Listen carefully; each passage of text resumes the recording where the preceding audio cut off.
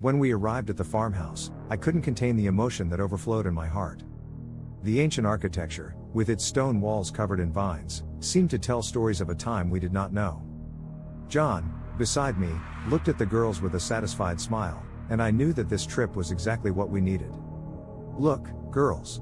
What a beautiful place," I exclaimed as Mayara and Daira ran through the lavender fields, the sweet and intoxicating scent of the flowers enveloping our senses.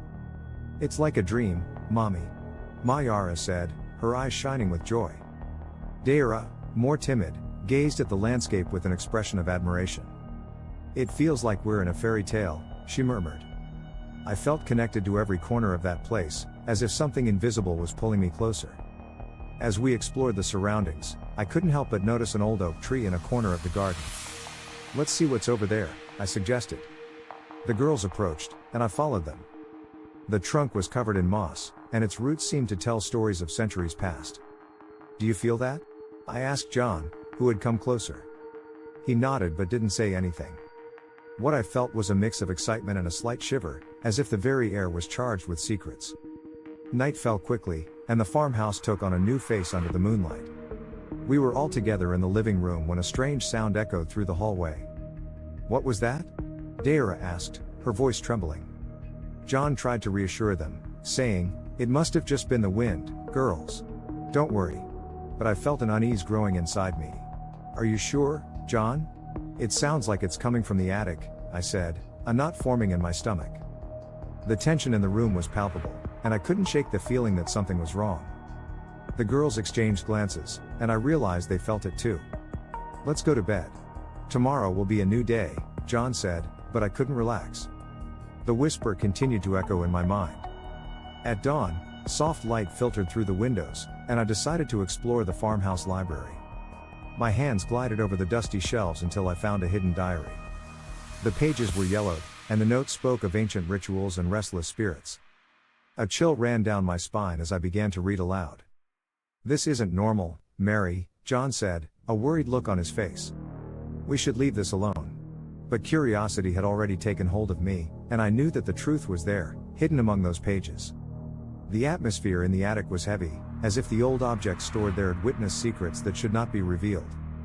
I looked at John, who, despite trying to appear confident, had a worried look in his eyes.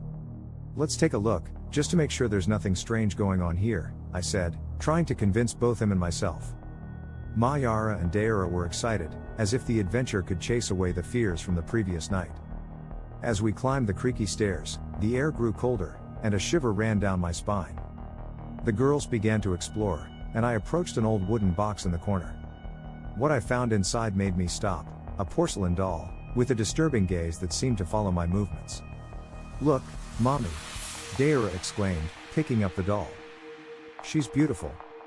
But there was something in her eyes that unsettled me. "Daira, maybe we shouldn't touch that," I tried to warn, but the words came out as a whisper. The doll was in perfect condition, but the cold I felt upon touching it was undeniable. "Why are you so scared, Mummy?"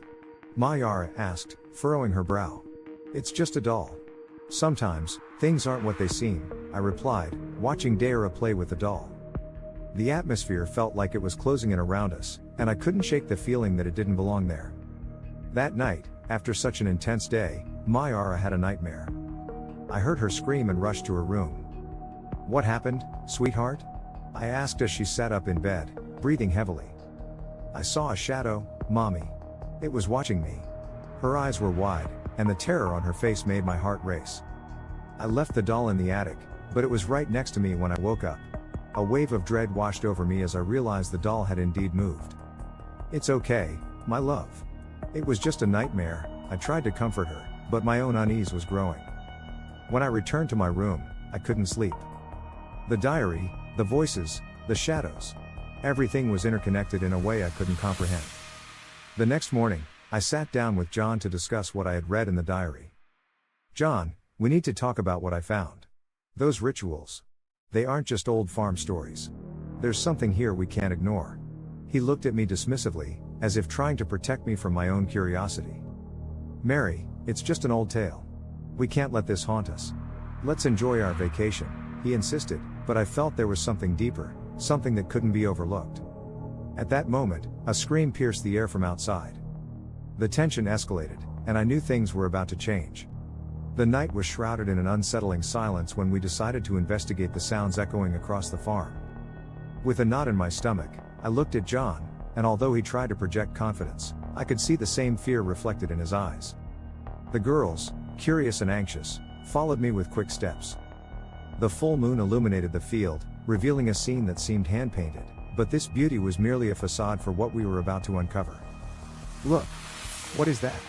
Mayara exclaimed, pointing to a circle of stones in the field. As we approached, the air around us felt denser, as if the very earth was holding its breath. The stones, arranged meticulously, emanated a strange energy. The diary I had read that morning flashed through my mind, with its notes about an ancient cult. "This must be what the diary mentioned," I murmured, almost to myself. "Let's go back, Mary. This is just an illusion," John said, but there was a hint of hesitation in his voice. "No, John. We need to understand what's happening here," I replied, trying to hide the tremor in my voice. The girls were fascinated, but I could see the concern on their faces. Suddenly, a scream pierced the night. The girls recoiled, and I followed their gaze. In the distance, a hooded figure watched us, motionless. Fear paralyzed me. "Daira, Mayara, come back!" I shouted, but they were already screaming and running toward me. The figure vanished into the darkness, as if it had never been there. "Who was that person?" Mayara asked, her eyes wide. Her voice trembled, and my heart raced. "I don't know, but we need to get home," John said, his tone firm, though panic lingered beneath. "We can't leave without uncovering the truth," I insisted, feeling a growing determination. "We need to understand what this farm is hiding." The girls looked at us, confused and scared, as if they knew something very serious was happening. "What's going on, Mommy?" Rayera asked, almost in a whisper. "It's okay, my darlings. We're just trying to understand," I replied, trying to sound calm, but the uncertainty was overwhelming me. "Let's go, Mary. We can't risk the girls' safety," John said, tension evident in his voice. "And what if we do nothing and this happens again? We need to uncover the truth," I pleaded, feeling something inside me twist. The air was thick, and the shadows around us seemed to move restlessly. The argument escalated as fear grew. The girls fell silent, their glances exchanged, absorbing the tension that hung in the air. I knew that, regardless of what we decided, the farm would never be the same.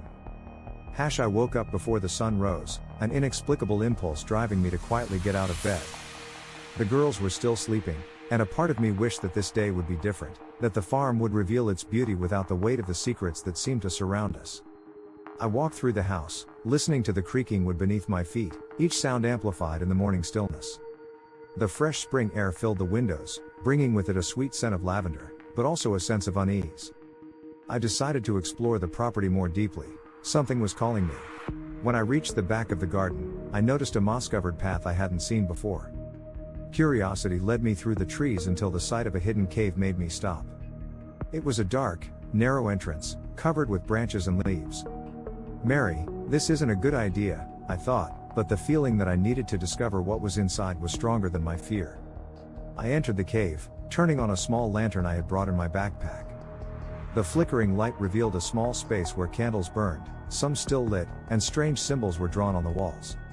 As I looked closer, I realized the symbols looked familiar, resembling the drawings I had found in the diary. "What is this?" I murmured, my voice echoing in the darkness. "Mom, what did you find?" Mayara's voice surprised me. I hadn't noticed she had followed me. Daira, always the more curious one, appeared right behind her. "It's just a cave, girls. Don't worry," I tried to calm them, but my heart raced. "We should go back home." "But what about the candles? What do they mean?" Mayara insisted, looking fascinated by the dancing flames. "I don't know, sweetheart. What matters is we need to go back." The feeling that we were being watched grew stronger by the second. As I tried to guide them back, a memory from the diary haunted my mind: rituals, ancient cults. What else could be hidden there? Later, when John decided to go into town, a mix of relief and worry washed over me. He thought I was losing my sanity, that the stories were just farm tales. But I knew there was something true in the ancient words. I can't leave it like this, I thought, determined to unravel the mysteries before they slipped beyond my reach. As the girls played in the yard, my heart tightened with anticipation. The cave still called to me, and the idea that there might be answers hidden inside left me restless. I needed to go back, I needed to understand. So, when night fell and silence enveloped the farm, I felt a strange presence. Voices whispered my name, beckoning me to where the secrets awaited. Mary. It was as if I could hear my own hopes and fears intertwined. Come to us. Those words were irresistible. With one last look at the girls, I followed the voices, my heart racing. The cave awaited me in the shadows. When I returned home, my heart was pounding erratically in my chest. The first thing I noticed was the oppressive silence that enveloped the place. Upon entering, I found Ma Yara and Dayra sitting on the couch, their eyes wide and their skin pale, as if they had seen a ghost. Mom! Ma Yara screamed, her voice trembling. Something attacked us. We don't know what it was. Their desperation spread through me like fire. What happened? What do you mean something attacked you? I asked, trying to remain calm, but the anguish was tightening around me. It was a shadow. Dayra murmured, her lips trembling. It was coming toward us. I could barely move. At that moment, John entered, and his expression shifted to concern upon seeing the girls. What happened here? He quickly approached, placing a reassuring hand on Mayara's shoulder. You're safe now. Don't worry. I was paralyzed. The altar I had found in the cave danced in my mind. The voices calling to me grew louder. John, I began, but the words wouldn't come. Instead, I slowly turned, feeling an invisible force pulling me back toward the cave. I need to go there. No, Mary. You can't. We need to leave this farm. This is madness. John exclaimed, his voice heavy with desperation. But what about the spirits? They're suffering. I feel like I can help them. I tried to explain, but as I spoke, I realized that my determination was turning into an obsession. Mary, you don't understand. This is dangerous.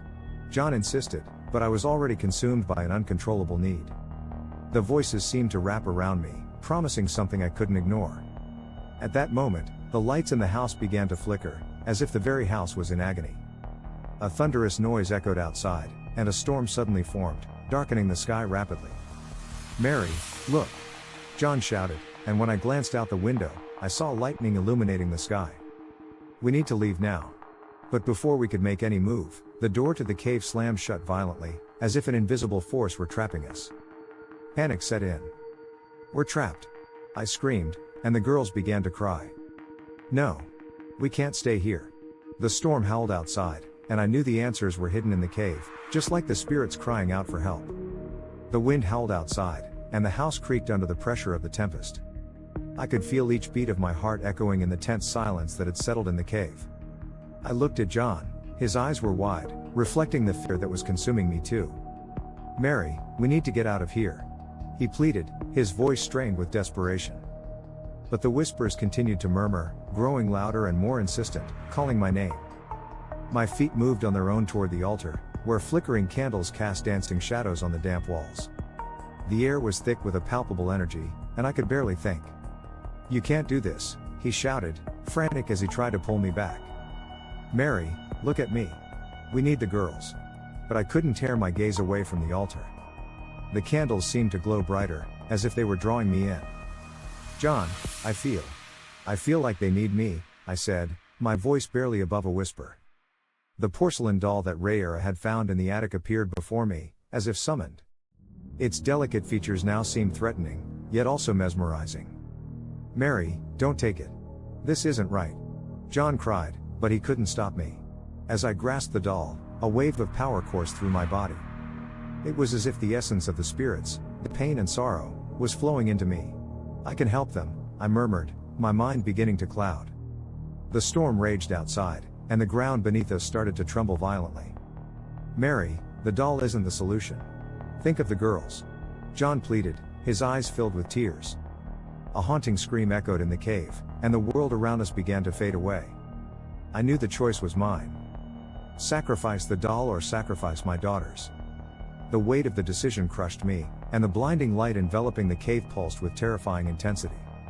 A chill ran down my spine as the storm intensified, my thoughts swirling like the dark clouds above us. The line between right and wrong was becoming increasingly blurred. "John! I don't know what to do," I shouted as the light began to engulf me. The anguish scream that escaped my lips was not just mine, but that of all who had passed through here, a haunting echo of pain and despair that transcended time.